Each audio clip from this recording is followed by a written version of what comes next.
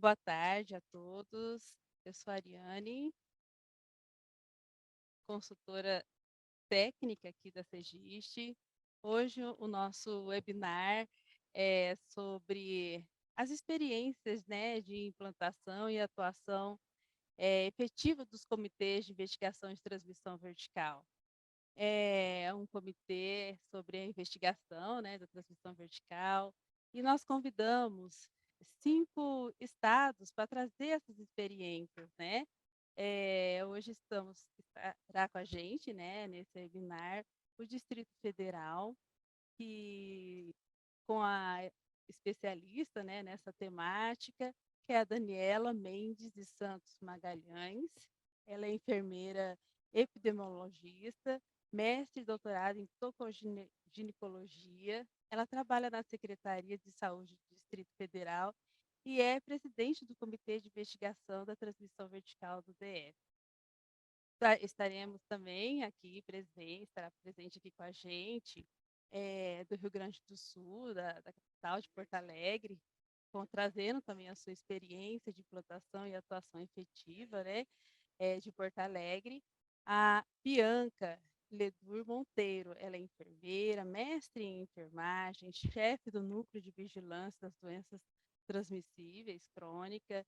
Ela é presidente do Comitê Municipal de Prevenção da Transmissão Vertical de HIV e sífilis de Porto Alegre, da Diretoria de Vigilância em Saúde da Secretaria de Saúde de Porto Alegre.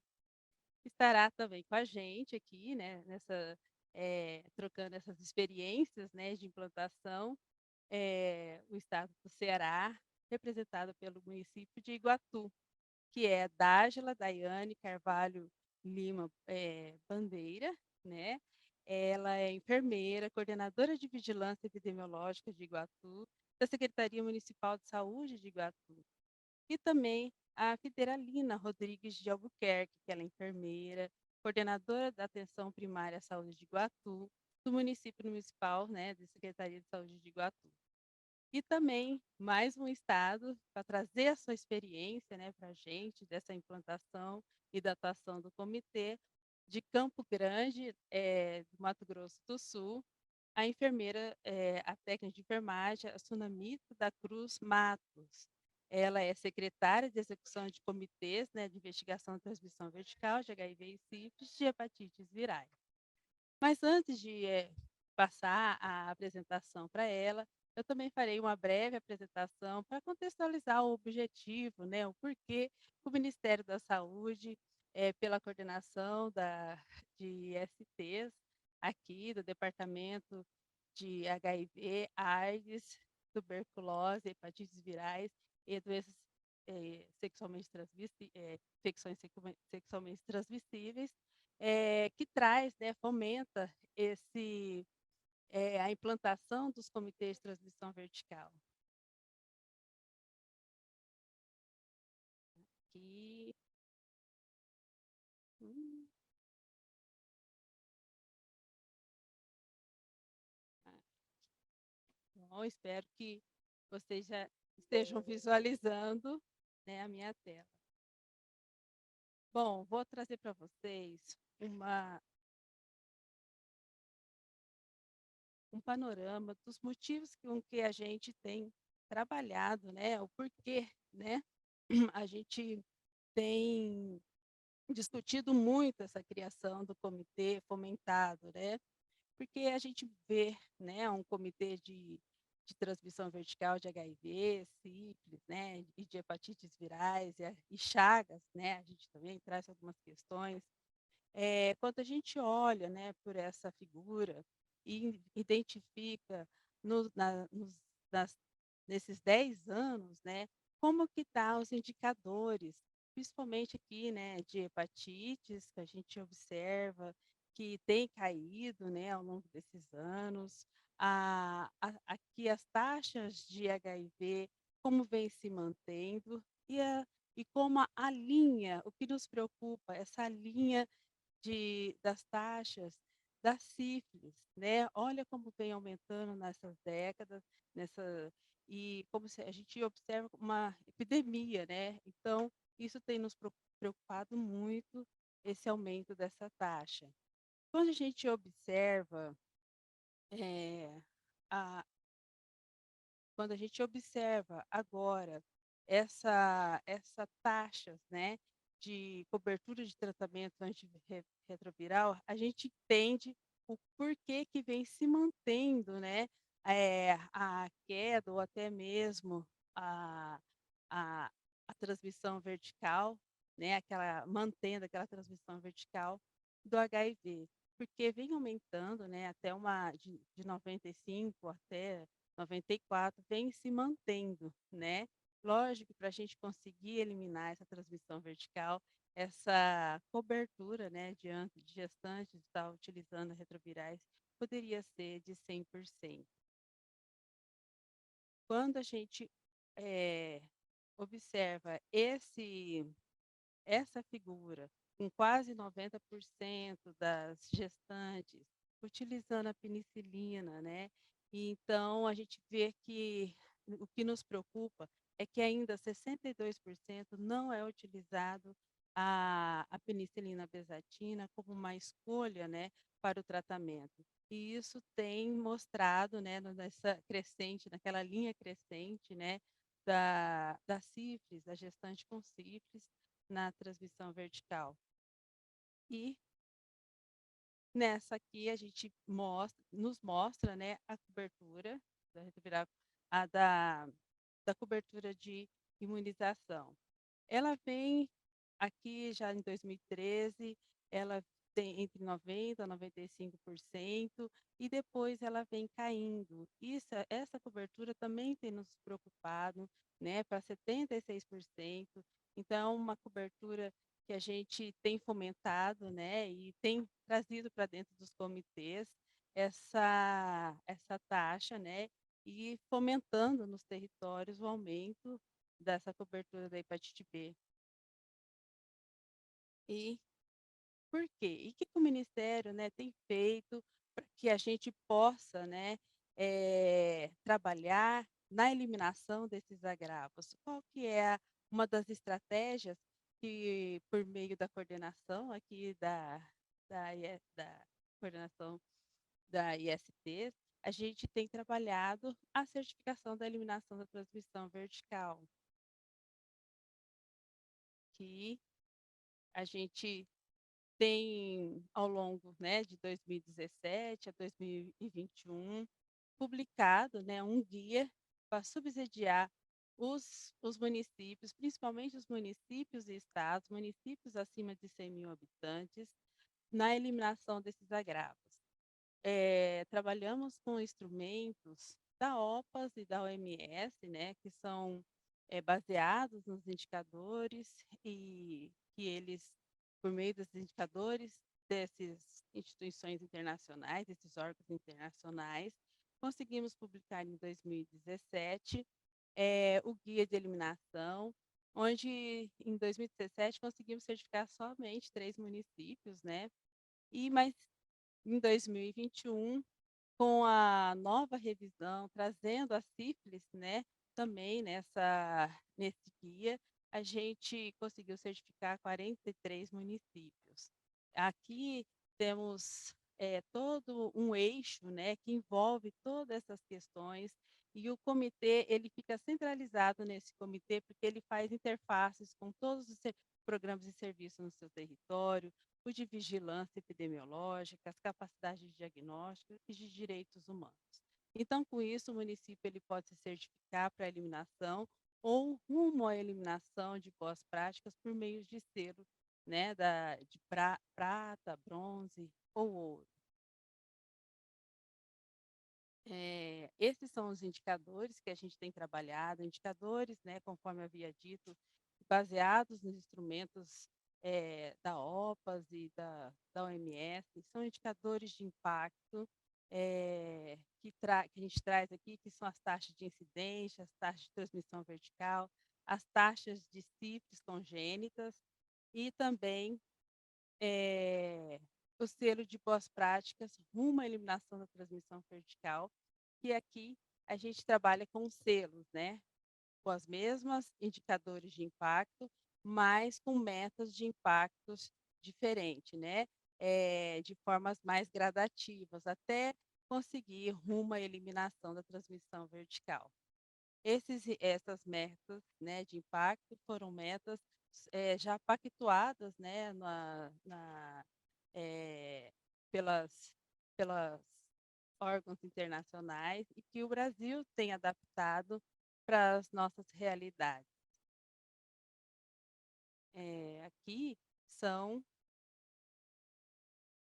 passando aqui, aqui a gente tem trabalhado os indicadores de processo. Para que a gente consiga, né, alcançar os indicadores de impacto, a gente tem que estar atento com os nossos indicadores de processo, que é a consulta mínima de 4 consultas, de pré-natal. Lógico que o Ministério da Saúde preconiza de 6 consultas ou mais, mas aqui nessa certificação, a gente também, né, preconiza isso, mas a gente traz pelo menos, no mínimo, 4 consultas de pré-natal. E a cobertura de gestante, pelo menos um teste de HIV, onde a gente tem fomentado isso com a atenção primária, né, e nas maternidades.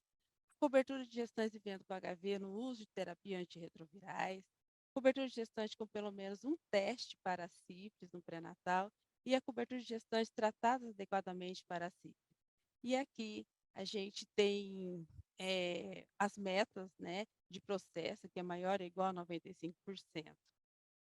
E quando a gente traz, né, os selos de boas práticas rumo à eliminação da transmissão vertical, a gente traz também esses mesmos indicadores de processo, mas de uma forma também gradativas, com as metas de processo ouro, prata e bronze, com maior ou igual a 95 para ouro e prata e bronze maior ou igual a 90, nos últimos 2 anos completos. A gente E os critérios mínimos para a solicitação da certificação? Não podia ficar de fora os comitês. A implementação do comitê ou de um grupo de trabalho. A implementação desse comitê é fundamental para o sucesso dessa certificação, para o envolvimento de todo, né, de todo o serviço, e porque o comitê ele apoia, ele ajuda, né, também até nas investigações. Então, a gente sugere, dependendo do município, que haja, né, que tenha esse comitê, ou então um grupo técnico, né, voltado aí ao trabalho dessa temática da transmissão vertical, ou caso o município já tenha um comitê de prevenção de mortalidade materna, infantil e fetal, que traga dentro desses comitês também a temática, né, da transmissão vertical. E comprovar que foram tomadas todas as medidas, né, de preventivas adequadas para a eliminação da transmissão vertical e de resguardar os direitos humanos fundamentais, o acesso, né, que todos tenham acesso, tenham direitos garantidos ao acesso. E dispor de um sistema de vigilância e monitoramento de casos da transmissão vertical de HIV ou sífilis. E quando a gente tem todo também um fluxo, né, a gente tem um fluxo para poder, os municípios estarem se solicitar essa certificação, onde é solicitado pelo município, que entra em contato com o Estado também entra direto com o Ministério, quando o próprio Estado queira se certificar.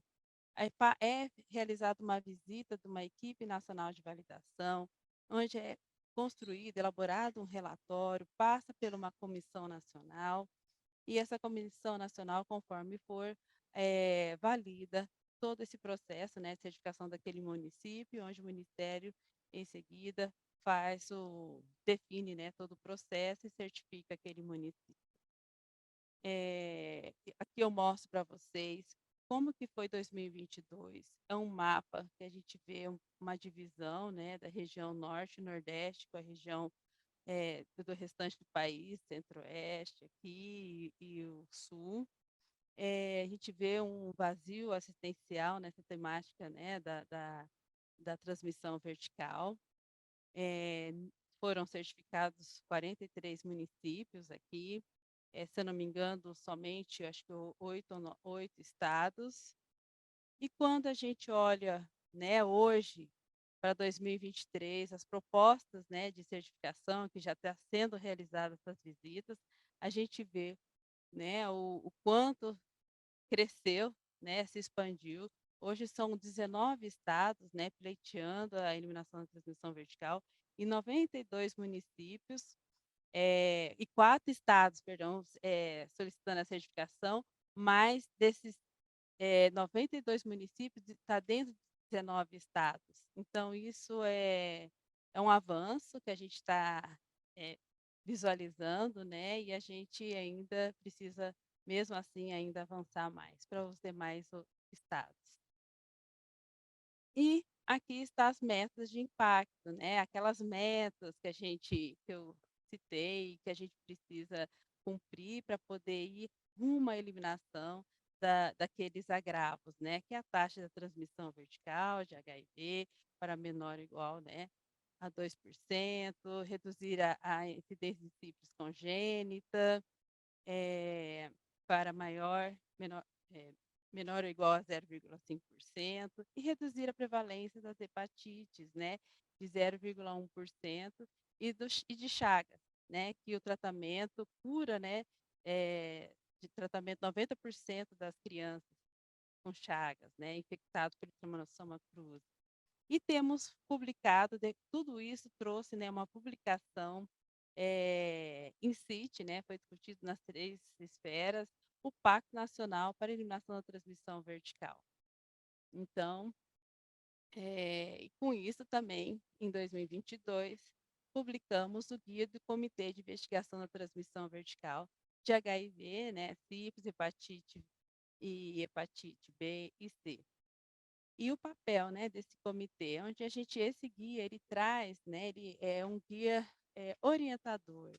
Ele é para subsidiar os estados e municípios para a implantação desse comitê no seu território.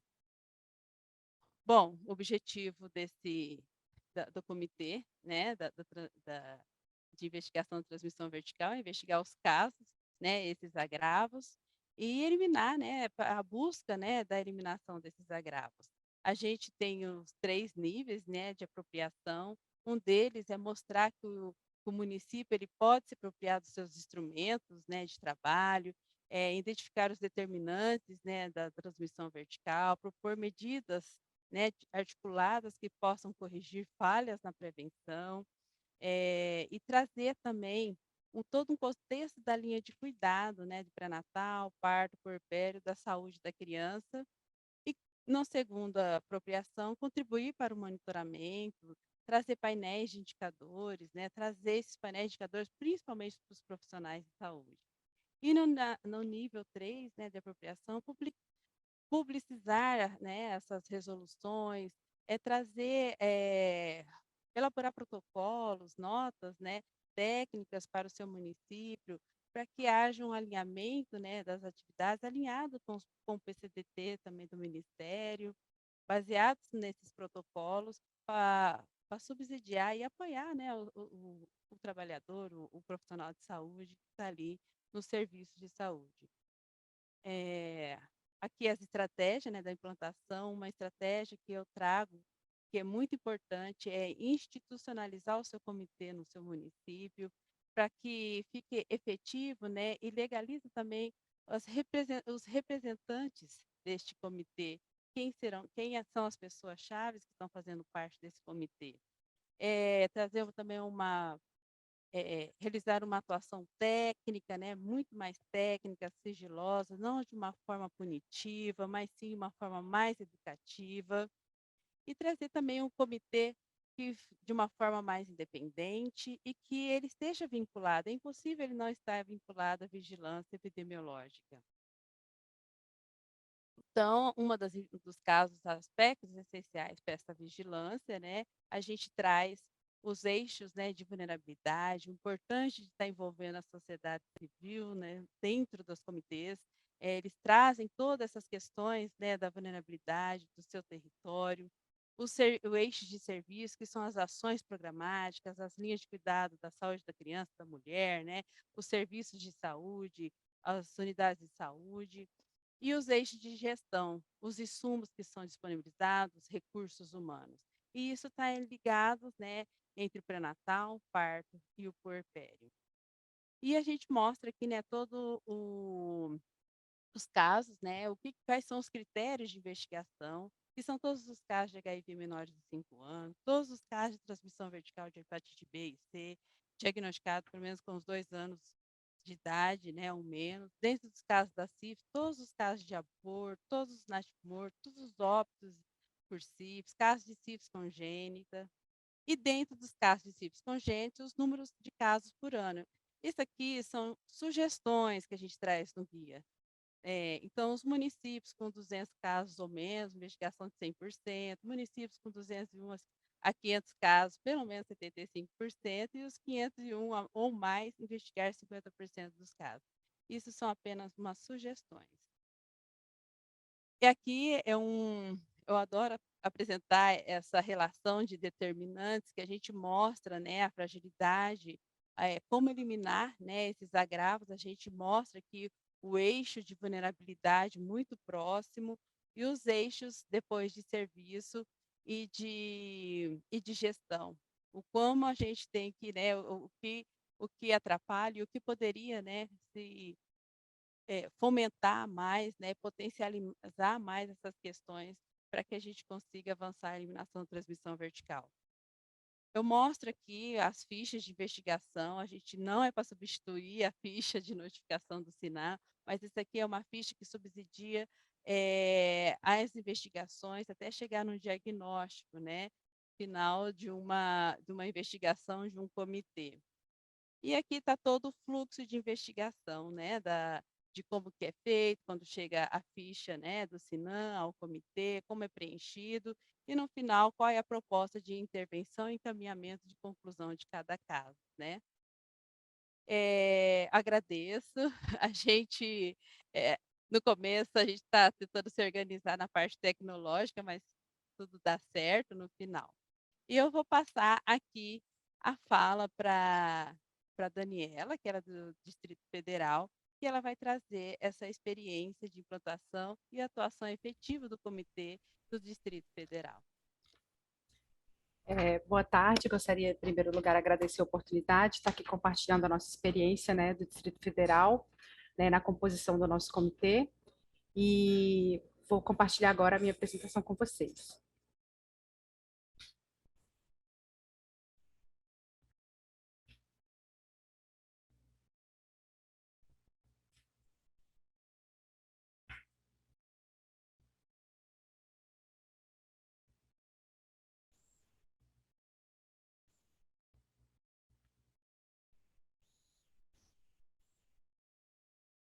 Bom, vou falar um pouco sobre a nossa experiência. O DF ele tem uma configuração um pouco diferente, então eu vou trazer uma explicação de como que o Distrito Federal se organiza e como isso é diferente em relação às outras unidades federadas. Então, o Distrito Federal ele é uma das 27 unidades federativas autônomas do Brasil e ele se encontra hoje dividido em 35 regiões administrativas. São 7 regiões de saúde, uma região central, uma centro-sul, uma região leste, norte, oeste, sudoeste e sul. Em 2020, a nossa população ultrapassou 3 milhões de habitantes, né? E o DF hoje ele passa por um processo de envelhecimento dessa população. Uma concentração de pessoas na faixa etária de 20 a 39 anos, seguido da faixa etária de 40 a 59 anos. Crianças, adolescentes e jovens até 19 anos representam 26% da população e os idosos 11%. Esse é o nosso mapa, né? Como o DF é um quadrilátero, né? No meio do Planalto Central, na região centro-oeste, e essa é a conformação das nossas regiões, né? De saúde, e cada região de saúde, ela abarca, né? Ela concentra as nossas regiões administrativas. Que tem diferentes contextos, tanto de cobertura de estratégia de saúde da família, como do próprio tecido social. Né, trazendo aqui para ilustrar nossa pirâmide etária, né, onde a gente observa aquela inversão, né, na concentração das pessoas pela faixa etária e em relação ao sexo. Então, nós somos uma população urbana de um pouco mais de 3 milhões de pessoas, majoritariamente pessoas do sexo feminino, né, 52,16% da população do DF hoje são de pessoas do sexo feminino. Predominantemente pardos, seguida de pessoas brancas, É o maior grupo etário é de 15 a 59 anos. Dani, Oi?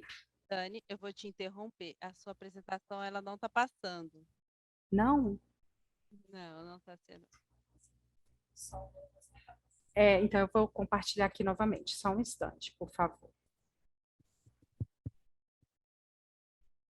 Vou passar. Tudo bem, Daniela? Tudo bem, tudo bem. Uhum. Só me fala a partir de qual ponto eu devo retomar para eu Acho que é organizar. aqui. Daqui, da Ah, geografia do tá. DF. Tá, essa é a geografia, né? A apresentação geográfica do Distrito Federal. Ele é um quadrilátero localizado no Centro-Oeste, né? No Planalto Central. E o mapa demonstra, né, como é que é essa divisão em regiões de saúde e as suas respectivas regiões administrativas. Pode passar, por favor. A gente traz uma apresentação gráfica da nossa população, distribuída por sexo e faixa etária, né, uma população majoritariamente do sexo feminino, pode passar, majoritariamente pessoas pardas e brancas, com a maior concentração de pessoas na faixa etária de 15 a 59 anos, com uma escolaridade de intermediária para alta. Pode passar. Então, como é que se organiza o nosso sistema de saúde? Porque ele se difere bastante das outras unidades federadas. Né? O Distrito Federal, ele ora assume características de estado e ora de município. Então, nós somos uma unidade da federação, lidos como um único território. Né? Então, a nossa unidade federada é DF, Cidade Brasília. Então, o nosso sistema de saúde se organiza com uma administração central, né, que seria a nossa Secretaria Estadual de Saúde, e que se desdobra nas superintendências de saúde que se localizam nas regiões de saúde.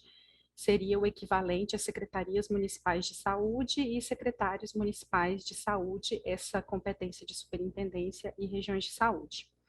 Nós temos algumas unidades de referência distrital, como o Hospital Materno-Infantil, o Hospital Terciário, né, que é o Instituto Hospital de Base, e outros órgãos vinculados ao sistema de saúde, como as fundações de pesquisa, a Fundação Hemocentro. A organização da saúde ela é descentralizada e agrupada dessa forma em 7 regiões de saúde, e a partir dessa organização é que nós compreendemos como que nós deveríamos estruturar o nosso comitê, para dialogar com essa realidade que nós temos. Então, o nosso sistema de saúde é organizado em 3 níveis de atenção, e as regiões de saúde, elas têm realidades distintas, coberturas distintas de estratégia de saúde da família e um tecido social bem diverso. É como se cada região de saúde dentro do Distrito Federal fosse uma pequena Brasília, mas com suas características, singularidades e peculiaridades. Pode passar, por favor. Então, o Comitê de Investigação da Transmissão Vertical no Distrito Federal, ele foi estabelecido pela Portaria 503, em 26 de julho de 2022, e ele estabelece, né, a investigação não somente da transmissão vertical do HIV e da sífilis, mas também do HTLV, da hepatite B e C, da toxoplasmose e da doença de Chagas. No contexto do pré-natal, a Secretaria de Saúde ela oferta a testagem para todas essas doenças, e então não fazia sentido que nós estruturássemos um comitê de investigação de transmissão vertical que não contemplasse as doenças que estavam sendo rastreadas no pré-natal. Essa portaria também estabelece a descentralização desses comitês nas 7 regiões de saúde, então nós temos 7 comitês regionais, eles estão subordinados a essas superintendências das regiões de saúde, mas eles são vinculados administrativamente ao nosso comitê central. Pode passar. A composição. Nós temos membros efetivos e membros consultivos. Os membros efetivos, eles são representantes, né, tanto da Subsecretaria de Vigilância em Saúde, como da Subsecretaria de Atenção Integral à Saúde, né, referências técnicas nas respectivas áreas, né, tanto da vigilância como no contexto do cuidado integral à saúde. Então, essas são as nossas gerências. Eu sou da Gerência de Vigilância das ISTs, a toxoplasmose está lá na Gerência de Vigilância das Doenças Transmissíveis Hídricas e Alimentares, e a doença de Chagas dentro da Gerência de Vigilância das Doenças Transmissíveis, e temos os representantes da Coordenação de Atenção Primária, entendendo que não se pode falar de eliminação ou prevenção da transmissão vertical sem que se envolva a atenção primária, que é a porta de entrada prioritária, né, do cidadão ao serviço de saúde.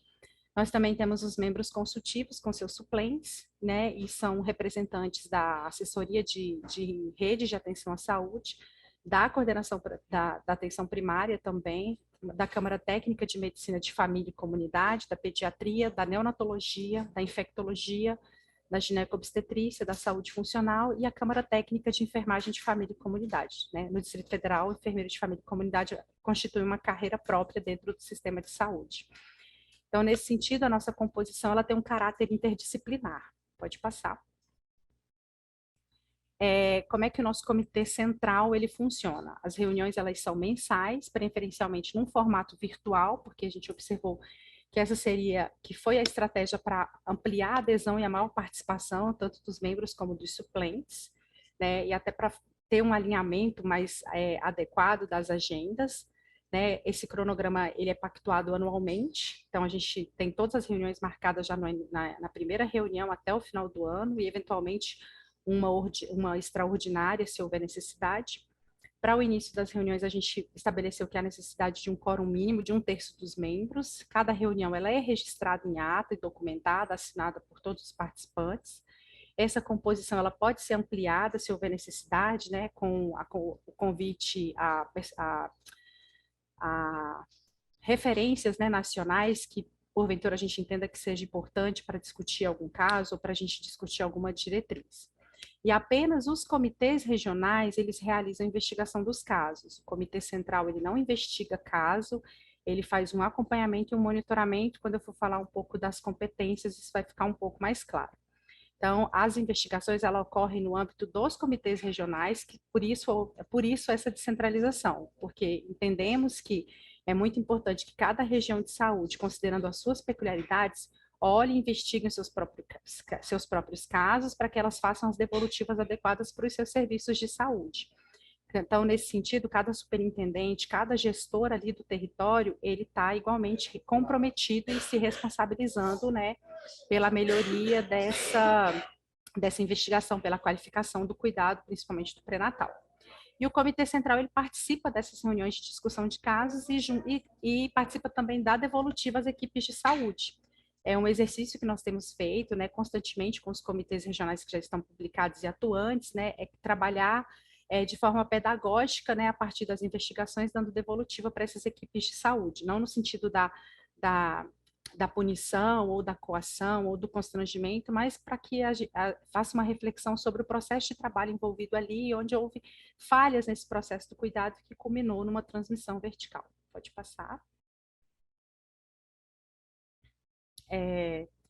E os comitês regionais, então, a gente tem então, o nosso central, que tem aquela composição, e os regionais, eles são 7, são subordinados diretamente às suas respectivas superintendências e vinculados tecnicamente ao comitê central. Ele é composto por membros efetivos, esses membros têm destinação de carga horária a partir de parâmetros populacionais, ou seja, tem um coordenador e um investigador, e para as regiões de saúde com até 500 mil habitantes, são 10 horas semana para o coordenador e para o investigador. Acima de 500 mil habitantes, são 20 horas semana para o coordenador e para o investigador, né? Nós aplicamos também para calcular o número de casos que cada comitê deveria investigar um corte linear a partir das recomendações do guia, né, de comitês de investigação de transmissão vertical.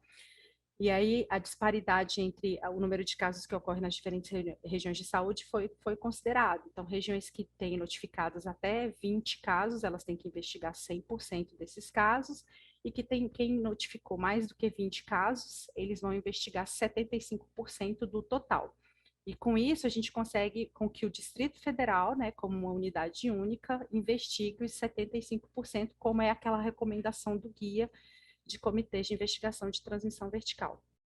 Nos regionais, nós também temos membros consultivos e suplentes, que são representantes da atenção primária, da atenção secundária, tem médico de família, infectologista, neo, pediatra e obstetrícia, também trabalhando como membro consultivo nas investigações e na composição desse comitê. Pode passar. As reuniões dos comitês regionais, elas também são mensais e elas são pactuadas em cronograma com o comitê central, para que cada membro do comitê central consiga dar suporte e apoio técnico administrativo nessas reuniões. Então, quase que um jogar Lego, alinhar todos esses cronogramas, mas a gente tem tido êxito, né, em acompanhar o trabalho pelo menos dos comitês que já estão publicados. Das 7 regiões de saúde, nós já temos 5 comitês publicados, 2 estão em fase final de publicação, e 3 já funcionando efetivamente, os outros 2 nós estamos terminando os últimos alinhamentos, mas como já tinha grupo técnico que fazia investigação dos casos de sífilis, a gente considera que já é um comitê que já tinha um corpo, embora não formal, mas que já começava a ter esse olhar e essa preocupação e essa sistematização para olhar para os seus casos. As investigações, elas se norteiam pelas recomendações do guia de comitês de investigação. A gente utiliza, inclusive, as fichas, né? Nós conseguimos, até que se estabeleça um sistema próprio para o registro dos casos investigados, transformar aquelas fichas num PDF editável. Então, os comitês, eles fazem o preenchimento desses casos investigados, digitalizam e armazenam isso para que isso fique documentado e armazenado como uma memória também, né? Todas as reuniões deles são registradas em atas, as fichas são digitalizadas e eles encaminham os relatórios das investigações, né, e também elaboram relatórios de recomendação para o gestor do território. Por mês, eles discutem nessas reuniões entre 2 e 3 casos que são selecionados a partir do maior impacto epidemiológico. Lembrando que todos os casos de óbito por sífilis congênita, aborto e natimorto, eles são todos investigados, e esses casos eles são compartilhados com o Comitê de Óbito Materno, Fetal, Infantil e Neonatal. Então, a gente conseguiu também que houvesse essa interface, porque esses comitês de óbito materno, fetal, infantil e neonatal, no DF também é descentralizado. Existe um comitê central e 7 comitês de investigação de óbito materno, fetal, infantil e neonatal nas regiões de saúde. Então, esse espelhamento também favorece muito a nossa dinâmica de investigação e de acompanhamento dessas investigações. Pode passar. Bom, era isso que eu queria trazer. Sem o SUS não haveria uma resposta social e coletiva à eliminação da transmissão vertical do país. Todas as vezes que eu falo de transmissão vertical, eu trago essa frase porque é no que eu acredito, né? O SUS como um sistema de saúde robusto, como temos, talvez seja o único capaz realmente de dar uma resposta eficiente, né, do ponto de vista social como coletivo, para que a gente elimine a transmissão vertical no país. Bom, Daniela, obrigada pela excelente apresentação. E ao vivo é assim mesmo, né? A gente até se alinhar aqui. Agora eu vou chamar, né, a próxima palestrante. Ela é de Porto Alegre, do Rio Grande do Sul, é a Bianca Luder Monteiro, que ela vai trazer para nós também a sua experiência de implantação. Oi, pessoal, boa tarde a todos. Quero agradecer o convite, né, de a gente poder, então, trazer um pouco da experiência de Porto Alegre, né, do nosso comitê. Então, vou compartilhar aqui a apresentação. Então, falando um pouquinho, né, da nossa experiência, então, vou me apresentar novamente e apresentar a minha colega Denise. Então, hoje, o comitê, ele tem, então, uma presidente, que sou eu, né? Sou enfermeira obstetra, sou mestre em enfermagem, e eu atuo na vigilância, né? Na vigilância epidemiológica de Porto Alegre. E comigo, né, então, a vice-presidente do comitê, que é a Denise, ela é médica ginecologista e obstetra, tem MBA em gestão de negócios, e ela atua na coordenação de atenção às ISTs HIV/AIDS, que a gente chama, né, por CAIST, né? Então, a gente faz um trabalho em conjunto, que é o que a gente acredita, né, que funciona bem. Então, eu fazendo a vigilância e ela na área técnica e coordenando as políticas, né, em relação à transmissão vertical dentro do município. Então, trazendo um pouquinho a história do comitê, né? O comitê, então, completou 10 anos, né, agora em 2023. Ele foi criado em agosto de 2013, a gente fez um evento até comemorativo em junho, né, que a Ariane até participou, né, para celebrar esse trabalho que vem sendo feito, né, ao longo desses 10 anos. Então, para reduzir, né, as taxas de transmissão vertical do HIV e incidência de sífilis congênita. Ele teve essa primeira reunião, então, em agosto de 2013, mas só em abril de 2015, então, foi publicado um decreto municipal, né, instituindo o comitê no município de Porto Alegre. Só para contextualizar um pouquinho, então, né, Porto Alegre tem 1.332.560 habitantes, né, e é dividida em 4 coordenadorias de saúde, Norte, Sul, Leste e Oeste. E no último ano, então, 2022, a gente teve 13.663 nascidos vivos. A gente tem, então, na atenção primária à saúde, 132 unidades de saúde. Temos 8 maternidades, sendo 5 públicas e 3 privadas. Nos indicadores, né? Então, Porto Alegre, ele lidera os indicadores em relação às doenças crônicas, né? Então, a gente tem uma alta incidência, né, de sífilis congênita, nós somos ainda a capital com a maior taxa, né? A maior taxa de detecção de gestantes HIV e a segunda maior taxa de detecção de sífilis gestacional. Então, tanto, né, nesse trabalho conjunto e a CAIST, né, trabalha efetivamente em relação a essas questões, né, para a gente ter, então, uma redução, né, e quem sabe no próximo boletim nós não ocuparmos mais essa posição, né, entre as capitais brasileiras.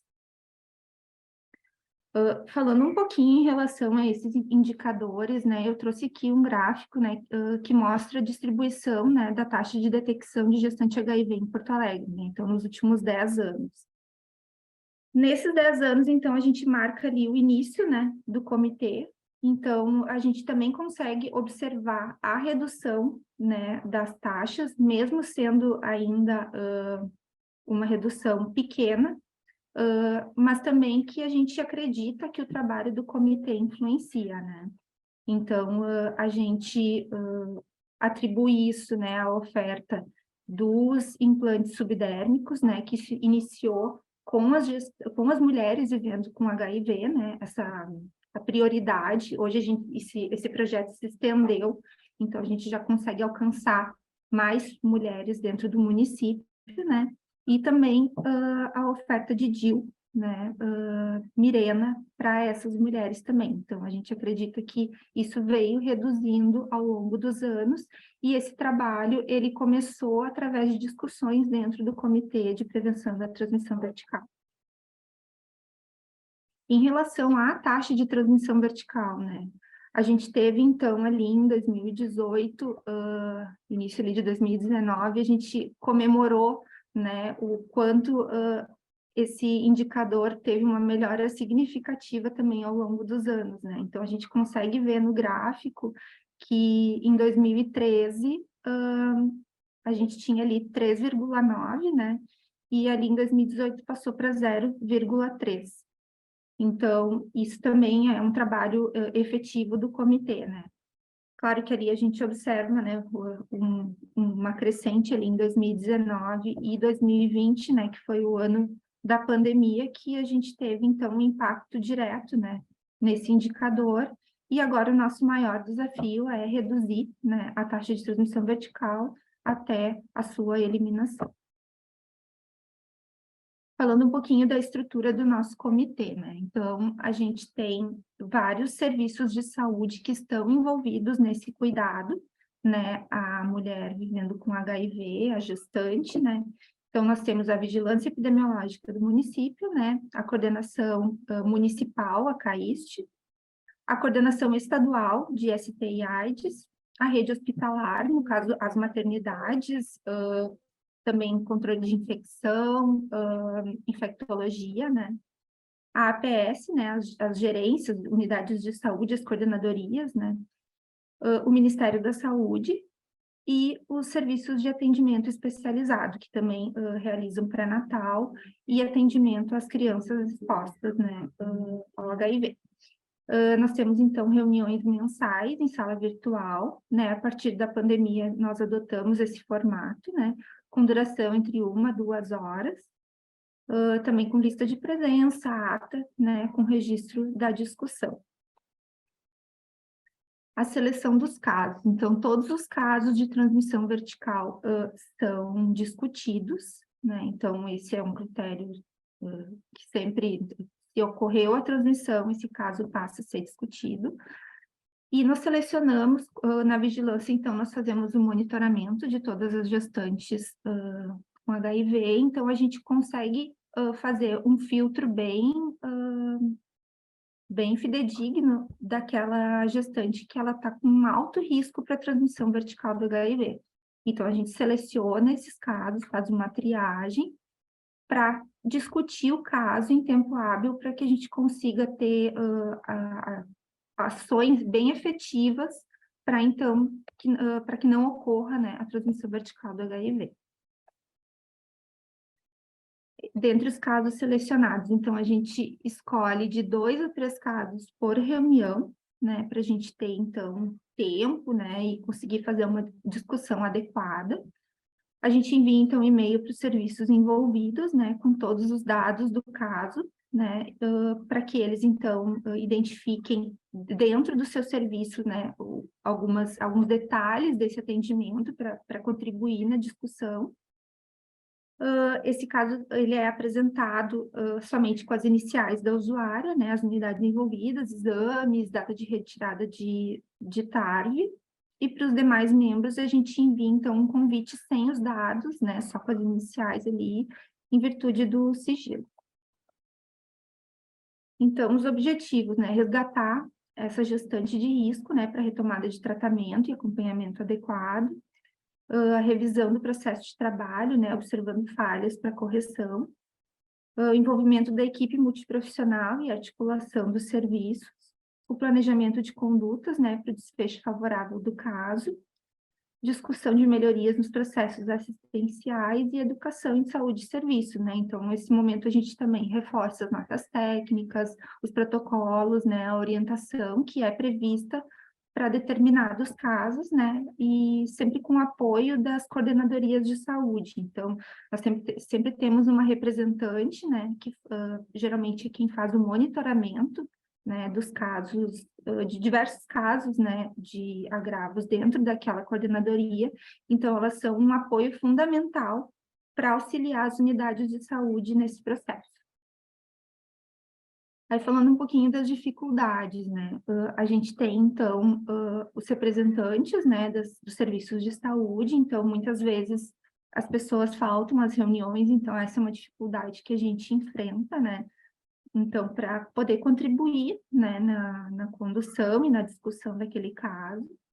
A rotatividade entre as equipes, né, da atenção primária, né, então, muitas vezes, tu tem ali um vínculo com aquela mulher, e daqui a pouco troca, né, então, os profissionais se perde o vínculo e aí o cuidado fica prejudicado, né.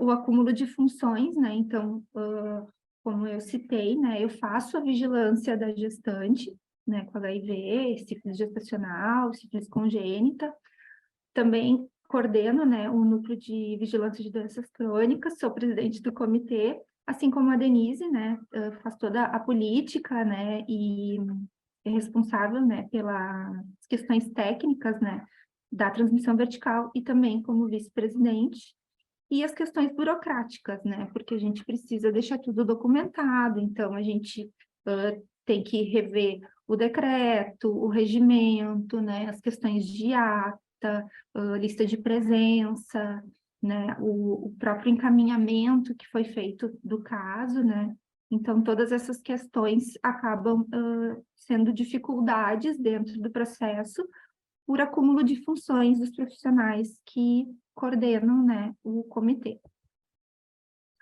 Os desafios que a gente tem, então, agora a gente está no processo final para publicação do novo decreto, né, nós, então, reescrevemos o decreto, que o primeiro, ele atribuía algumas atividades que não condiziam com os objetivos de um comitê, né, de prevenção e investigação da transmissão vertical.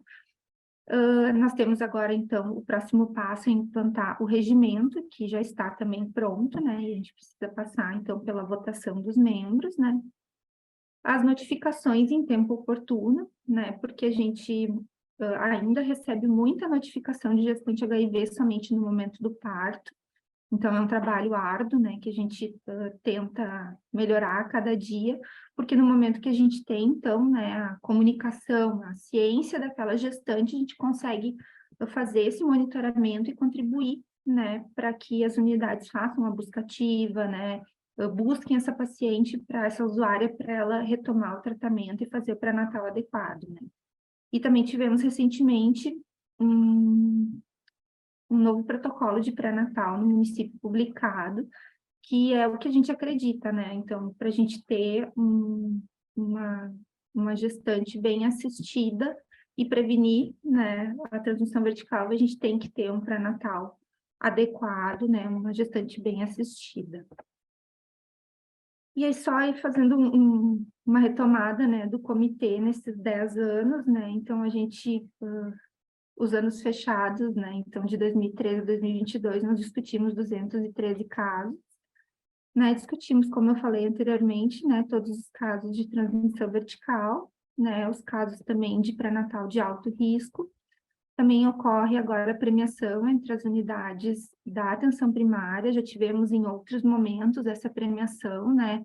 Com unidades de destaque, né, que se destacaram entre as discussões de caso e condutas em relação à transmissão vertical, e agora a CAIST também está promovendo um novo formato de premiação em relação a isso. Eu não coloquei aqui, mas também premiação que a CAIST promove para as maternidades em relação à testagem, né, que a gente está agora, já conseguimos uma maternidade, então, que está realizando a testagem do parceiro, né, efetivamente. E o comitê é esse espaço, né, para a gente identificar problemas e acolher sugestões para ações e construção de políticas públicas de saúde, que muitas ocorreram ao longo desses 10 anos, através das discussões no comitê. Seria isso, então, quero agradecer novamente o convite, e aqui está o e-mail do comitê, caso alguém tenha alguma dúvida, a gente se coloca também à disposição. Muito obrigada. Obrigada, Bianca, pela apresentação tão importante, tão significativa, né, neste momento pós-pandemia, né? Então, agora eu vou passar para Iguatu, né, Ceará, para Dágila e a Federalina, né, que elas vão também trazer, né, esses contextos, né, de como foi a implantação, toda essa experiência que eles desenvolveram, né, no seu território, no seu município de Iguatu.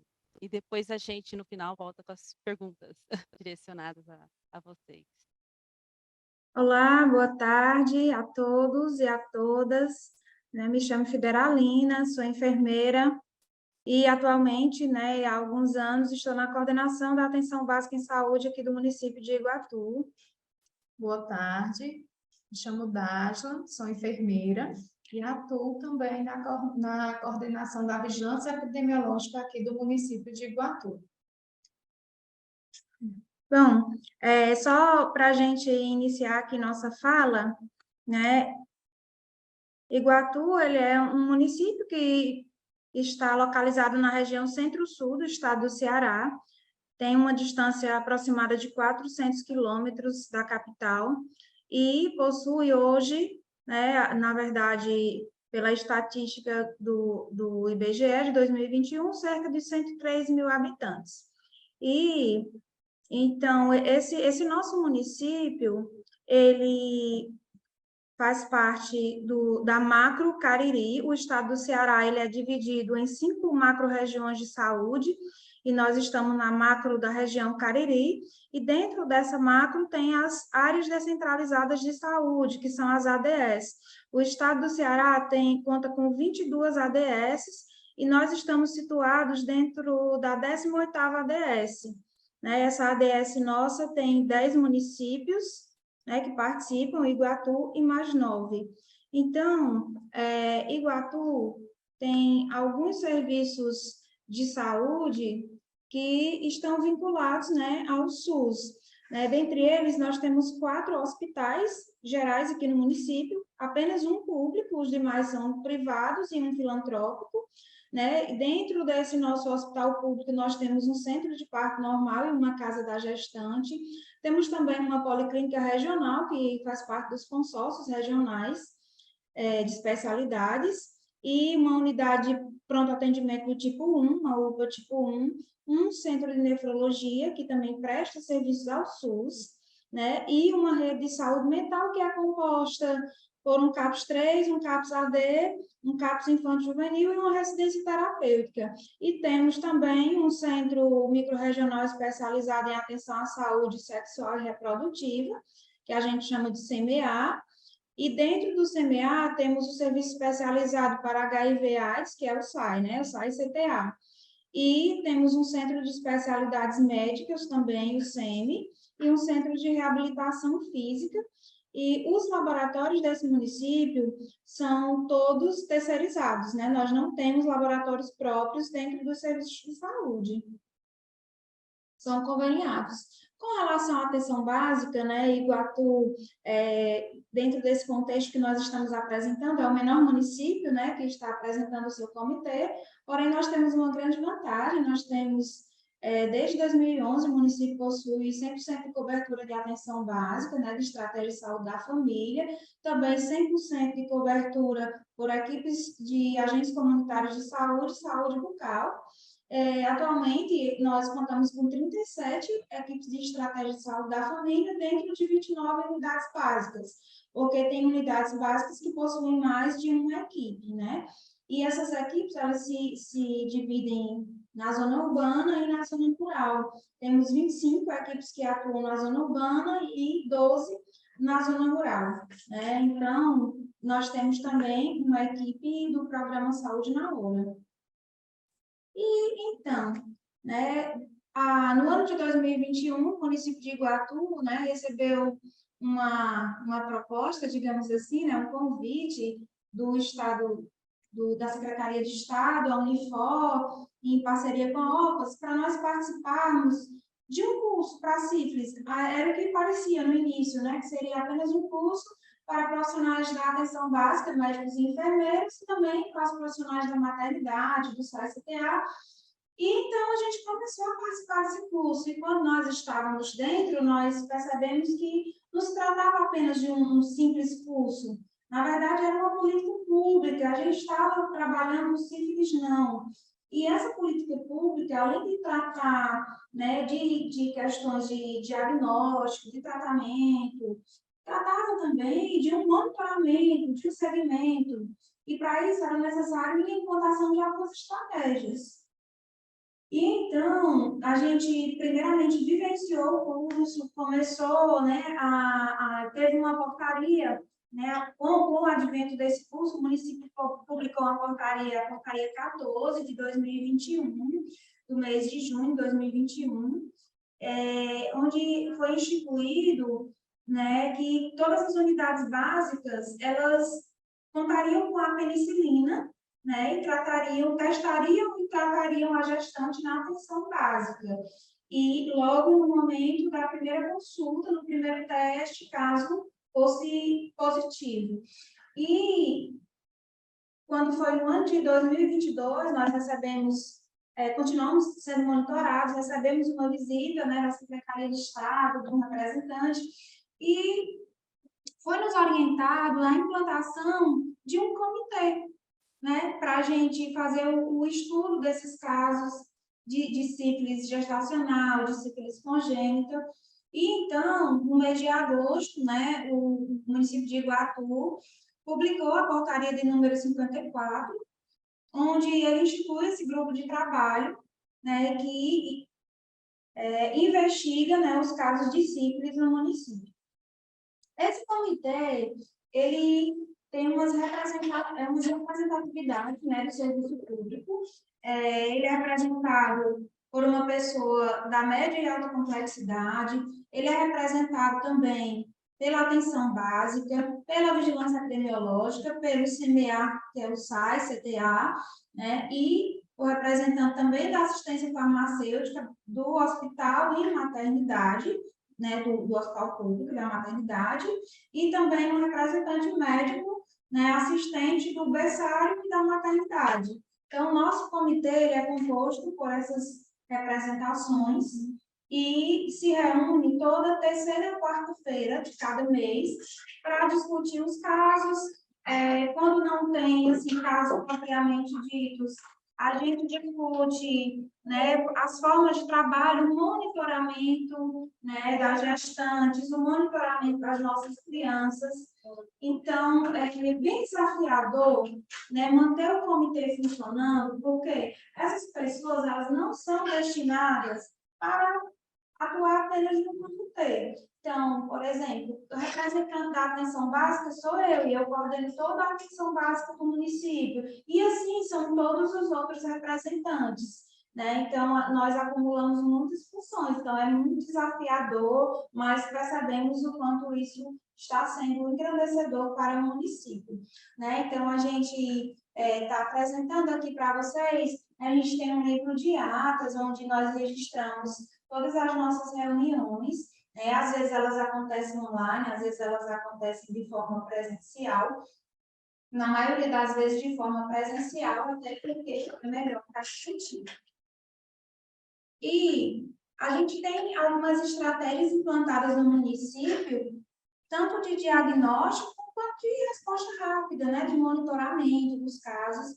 Aqui está uma planilha, essa planilha de gestantes, elas todo mês, né, vai para as unidades básicas de saúde, e no dia da supervisão, que geralmente acontece no primeiro dia útil do mês, essa planilha é preenchida com o nome de todas as gestantes daquele território, daquela UBS. E essas gestantes que a gente está falando não são apenas as gestantes que tenham sífilis, são todas, né? E o que é que a gente monitora nessa planilha? A gente tem aqui oitava coluna, onde tem testes de HIV e sífilis, TR1 e TR2. Então, a gente monitora todo mês se o TR1 está sendo realizado na primeira consulta de pré-natal, e quando essa gestante entra na 28ª semana, que é o terceiro trimestre, a gente também já monitora para a realização desse segundo teste rápido. Então, todo mês a gente faz esse monitoramento. Se a gestante tiver com 29 semanas, por exemplo, e ainda não postar o segundo teste rápido, imediatamente nós, do comitê, já entramos em contato com aquela equipe para saber por que essa gestante ainda não foi testada. Ah, eu já agendei, está marcado, vai ser no próximo, mas a gente sempre pergunta por que acontece, né? Então, se não aconteceu, naquele momento aquela equipe vai chamar e vai acontecer, fazer a buscativa dessa gestante. Trabalhamos também com uma planilha específica que também acontece na supervisão, que ela é exclusiva para o acompanhamento de gestantes que foram diagnosticadas com sífilis.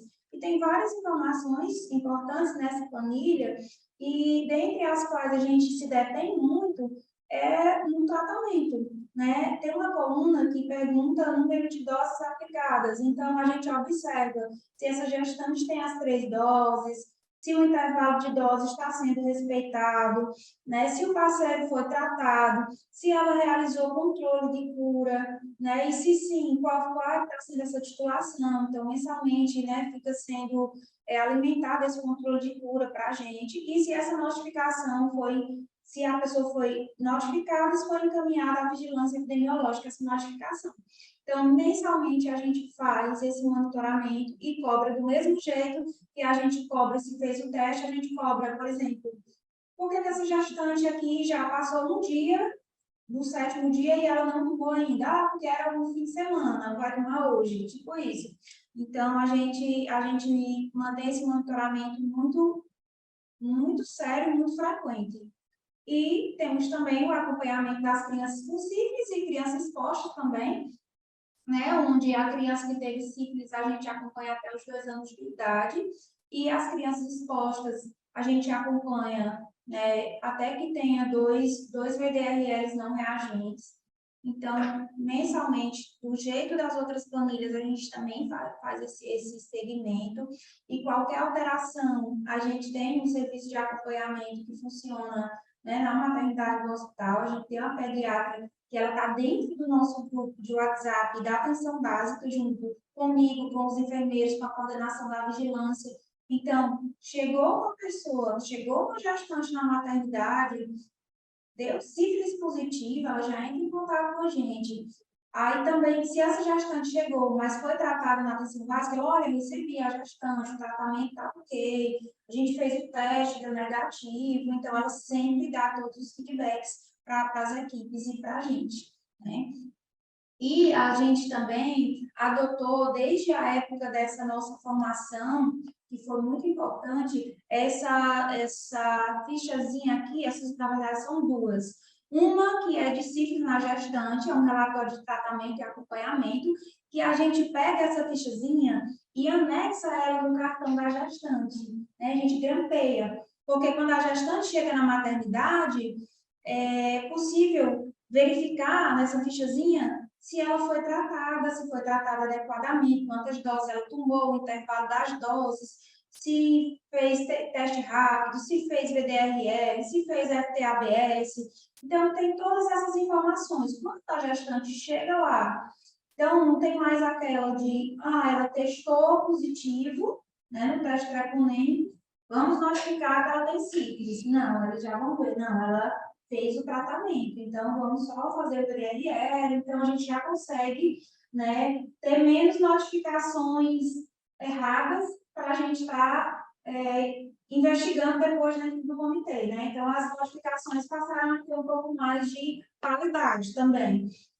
E temos também do lado essa fichazinha que é o segmento de crianças expostas ou de sífilis congênita, que isso os enfermeiros eles mantêm no prontuário, né, dessa criança nas unidades básicas, né, onde eles vão anotando todo o segmento dessa criança. Então, foram algumas ferramentas que nos foram apresentadas durante o curso que a gente implementou como política pública dentro do nosso município e vem funcionando bem.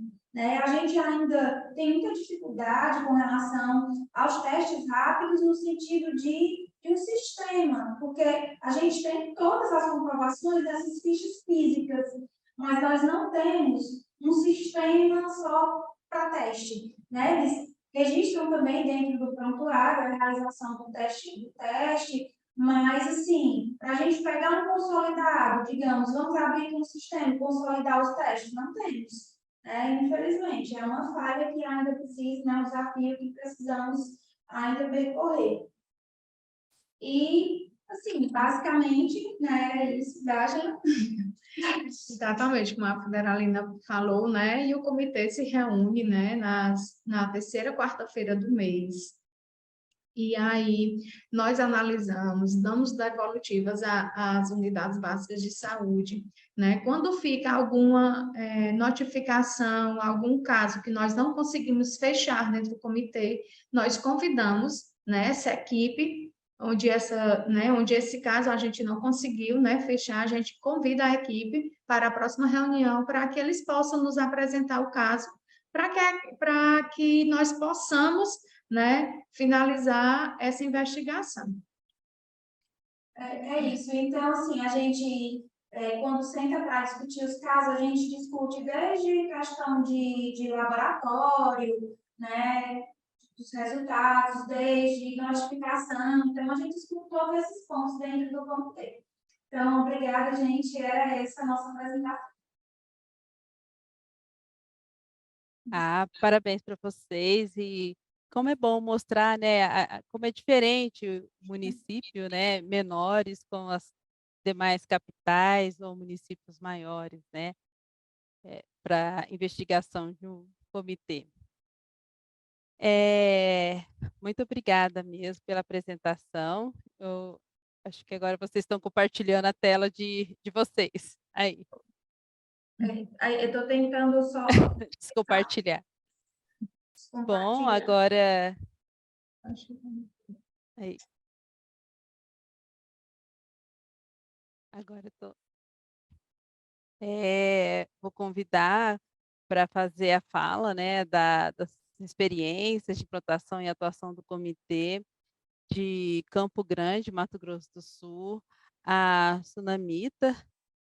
Vou compartilhar para você, Sunamita, a sua apresentação. Boa tarde a todos. Gostaria de agradecer a oportunidade, né, de estar compartilhando com vocês as experiências do nosso comitê. Eu vou compartilhar agora com vocês, né, as experiências e as implantações e atuação efetiva do Comitê de Investigação de Transmissão Vertical de HIV, sífilis e as hepatites virais. Ok. Então, nós trabalhamos, a nossa agenda de ações estratégicas para a redução da sífilis congênita no Brasil, né? Iniciou com o projeto Sífilis Não, 2016. A gente iniciou o nosso comitê em 2017, finalzinho de 2017, com o objetivo de reduzir a sífilis adquirida, sífilis em gestantes e a sífilis congênita no Brasil.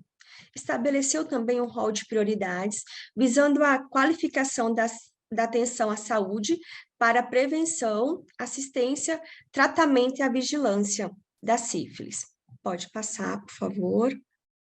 Isso. A ampliação dos comitês de transmissão vertical de HIV, sífilis e as hepatites virais, né?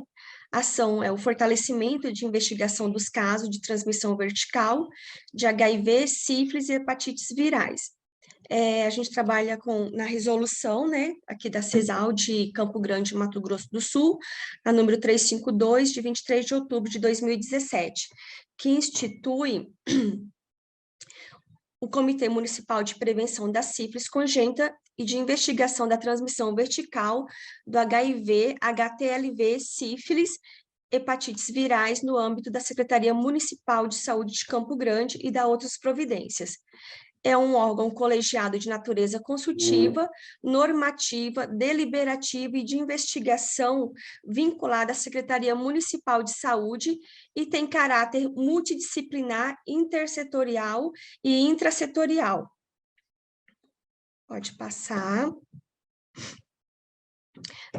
As finalidades, né, que nós temos é identificar os determinantes e os condicionantes, os fatores de risco associados à transmissão vertical. Analisar e avaliar periodicamente os principais problemas observados nos estudos dos casos da sífilis na gestante, de transmissão vertical do HTLV, sífilis, as hepatites virais, e propor medidas que possam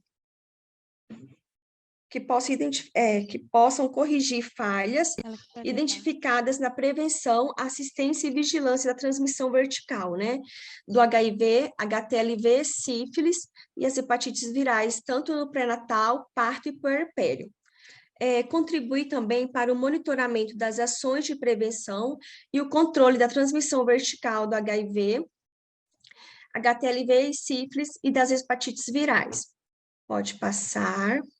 Os objetivos de investigação do comitê, né, nos seguintes casos, são todos os casos de transmissão de HIV em menores de 5 anos, todos os casos de sífilis congênita precoce menor ou igual a 2 anos, aborto por sífilis, os natimorto por sífilis e os óbitos por sífilis. Todos os casos de transmissão vertical de hepatites virais diagnosticados com 2 anos de idade ou menos. Pode passar. A gente também, né, investiga todos os casos de transmissão vertical pelo HTLV, as elaborações de relatórios, propor e subsidiar capacitação de acordo com os resultados de investigações, executar ações conjuntas entre serviços de saúde nas 3 esferas, né, governamentais e controle social visando a redução da transmissão vertical da sífilis, HIV, HTLV e as hepatites virais. Na composição do nosso comitê, nós temos presidente, vice-presidente, a secretária executiva, né, assembleia colegiada, os membros permanentes e consultivos, e também temos a Câmara Técnica. Quem faz parte do nosso comitê hoje? Nós temos todas, aqui no nosso município, dividido por distritos. Todos os enfermeiros que fazem parte da vigilância epidemiológica dos distritos, todos os hospitais aqui de Campo Grande, tanto municipal, federal, regional e os particulares também fazem parte do nosso comitê. O IPED, a PAI, quem mais? Deixa eu lembrar aqui. O sistema de regulação. Então, assim, as nossas reuniões são mensais e são presenciais também, onde nós discutimos em torno de 8 a 10 casos mensalmente, né? Quando temos muitas dúvidas ainda, quando não é bem abordado o caso da criança, né, exposta, também é convidado a atenção primária, que fez o pré-natal da mãe, né, e para estar lá conversando com a gente e respondendo junto conosco para a gente fazer o fechamento do caso. Na nossa Câmara Técnica, também temos os representantes dos hospitais distritais e também temos a nossa reunião da Câmara uma vez por mês e é presencial. Pode passar, por favor.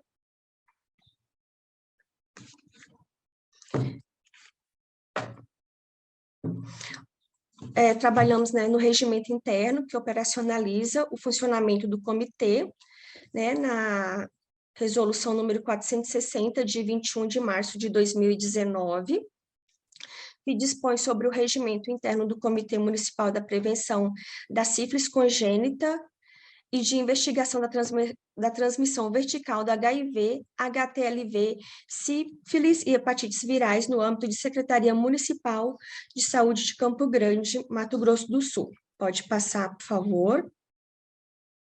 Aqui, como eu falei, né, as reuniões do comitê e da Câmara Técnica são mensais.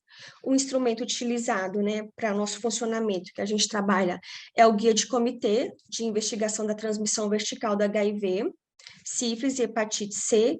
Os casos são investigados pelas unidades básicas e as unidades básicas de saúde da família do território e pelo hospital que realizou o parto. Todas as nossas reuniões também são registradas em ata, e dentre as deliberações que nós trabalhamos, são as que norteiam as publicações de resoluções, fluxos de processo de trabalho das áreas técnicas, pautas de reunião de equipe de saúde, orientar o processo de educação permanente na rede de atenção à saúde e a integração da assistência e da vigilância em saúde.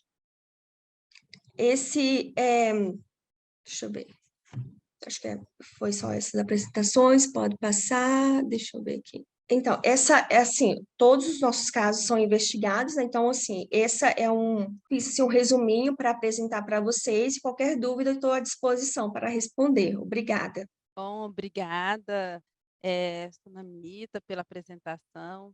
Eu vou agora passar para vocês as perguntas que estão aqui no chat. Eu quero agradecer, né, a participação de todos também aqui do chat. Só um momentinho.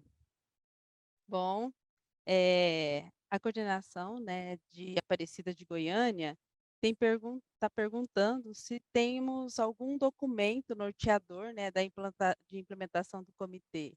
Sim, nós temos o guia, né, que é o guia do comitê que eu havia apresentado, de transmissão vertical. Ele é um instrumento, né, um guia que orienta a implantação do comitê da transmissão vertical. E a Aline Fabian também está perguntando sobre qual o processo para participar, né, da estratégia da estratégia de certificação, eu acredito, né, ou do comitê, para a implantação do comitê.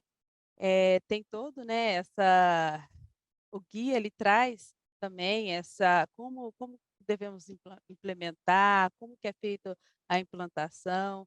O guia, ele ajuda, né, ao município, ou o estado, ou a capital, né, a se organizar, ver quem são os atores, né, para que façam parte dessa comissão, dessa integração, né, do comitê, né, de transmissão vertical. A outra pergunta não era para a Bianca, acho que é para a Daniela, né? Que eles perguntam também de que forma você organiza a devolutiva para os envolvidos no caso, né? Representantes vão até o estabelecimento de saúde ou através da reunião online. Como que é, Daniela? Eu sabia que essa pergunta ia surgir, porque eu acho que esse é um dos principais desafios dos comitês, né? Então, cada comitê, o regional, ele acaba se organizando de uma maneira diferente para dar essa devolutiva. Então, tem comitês que eles optaram por ir diretamente até o serviço e dialogar com aquela equipe responsável pelo cuidado. Como uma parte dessa investigação é a atenção primária que faz, nesse momento eles já começam uma discussão a respeito, né, dos gargalos, dos processos. Tem região de saúde que o comitê, junto com a Rede Cegonha, chama a equipe responsável pelo pré-natal e discute aquele caso no âmbito da Rede Cegonha e a partir das evidências da investigação do caso, que é o que a gente observa que tem dado mais resultado quando essa discussão ela é colocada dentro da Rede Cegonha, porque ali eu tenho outros atores para além daqueles que já fazem parte do comitê de investigação. Então, a gente acaba tendo essas duas realidades, ou os membros do comitê, ou uma pessoa, ou junto com a equipe da vigilância epidemiológica do território, busca a equipe de saúde, discute dessa devolutiva, ou essa equipe é convidada, né, para uma reunião da Rede Cegonha, onde esse caso é discutido e abordado. Tá bom? Obrigada, Daniela. Olha, a gente está com um tempinho bem curtinho mesmo, mas eu vou abrir mais umas perguntas aqui. Essa é para Bianca, que é uma pergunta da Marlice Antunes sobre a investigação dos casos, né, de transmissão vertical de hepatite B, se é da hepatite B e C ou é somente HIV e sífilis? Normalmente a gente faz só do HIV e sífilis. A gente faz o monitoramento, né, dos casos de gestantes com hepatite B e C dentro do núcleo, né? A gente tem esse cuidado, mas os casos discutidos são em relação ao HIV e a sífilis. Nós não tivemos nenhum caso, assim, que nos chamasse atenção a ponto da gente, né, captar esse caso para discussão. Então, a gente acaba focando mesmo no HIV e na sífilis. Nada. Mas ainda tem mais uma pergunta para você, Bianca. É da Ângela Francisco Morato. Qual seria a premiação para as unidades básicas de saúde? Normalmente se dá tipo um troféu, algo assim, uma placa para colocar em destaque dentro da unidade, né, enfim, até para a população, né, ver, né, então ficar claro, né, em relação a esse atendimento, assim. Que nem eu falei, a CAIST tem ali alguns projetos, né, que eu acredito que talvez para o ano que vem se efetivem em relação a isso, mas na última premiação foi uma placa e daí foi para um hospital, né, em relação à testagem do parceiro, que é algo bem difícil da gente implementar, assim, né, então tem normativa, tudo, mas tem uma resistência, assim, bem grande das instituições e a gente também observa que há uma dificuldade até de espaço físico, né, de como manejar aquele resultado dentro da maternidade, né. Então, mas seguimos nessas tratativas, né, para que isso ocorra, assim, o mais breve possível, até porque nessa maternidade específica que está realizando, já tivemos muitos diagnósticos positivos de parceiros, né, então é uma coisa que a gente sabe, né, que vai aparecer, mas até aparecer ali a gente fica aquela situação meio nebulosa, né? Então agora a gente tem alguns dados para mostrar, para também ver se a gente consegue implementar isso de uma vez por todas, né, em toda a rede hospitalar. Ok, obrigada, Bianca. Eu acho que essa pergunta é para Iguatu, né, para Dágilo ou a Federalina, que é se vocês podem, né, disponibilizar essas fichas que vocês apresentaram sobre o que acharam muito interessante. Ô, gente, podemos sim, né? Inclusive, quem quiser pode deixar, né, o e-mail, e a gente tanto pode compartilhar a portaria de criação do nosso comitê, todos os instrumentos que a gente utiliza, e a gente vai conversando, né? E trocando as ideias, que com certeza o pessoal aí tem outras ideias boas também. Uhum. Ok. Sobre o e-mail, depois eu falo aqui nosso e-mail da Segist, né? segist@aids.gov.br, e aí a gente pode depois disponibilizar. A outra dúvida é para a Daniela, que é sobre se a devolutiva é de 100% dos casos. Acho que é para você, Daniela, essa dúvida. Não, não. Porque como assim, a discussão, a gente não discute 100% dos casos, com exceção daqueles que são realmente que precisam ser 100% investigados, aborto, natimorto e óbito por sífilis congênita. Nesses, a gente consegue dar a devolutiva de 100% dos casos. Os que são investigados porque tiveram um maior impacto epidemiológico, uma maior relevância, onde a gente realmente entende que há uma recorrência naquela unidade básica de saúde, uma recorrência naquela equipe, aí esses nós damos a devolutiva. E então é um pouco aleatório, né? Mas todos os casos que são investigados, eles constam no relatório que os comitês eles precisam elaborar para encaminhar para o comitê central. E esses relatórios, eles acabam compondo um outro documento que aqui no Distrito Federal nós temos, que é um relatório de monitoramento do nosso plano de vigilância, prevenção e controle da sífilis, né, que é um plano de 2021-24, foi pactuado em todas as instâncias colegiadas do SUS, deliberado no Conselho de Saúde do Distrito Federal, e a gente monitora esse plano anualmente. Então, essas investigações, elas acabam vindo para fortalecer a elaboração desse relatório, que a gente acaba encaminhando todos os anos, né, anualmente, para o Conselho de Saúde, e também pauta o relatório do governador, pauta a secretária, alimenta outros instrumentos de gestão.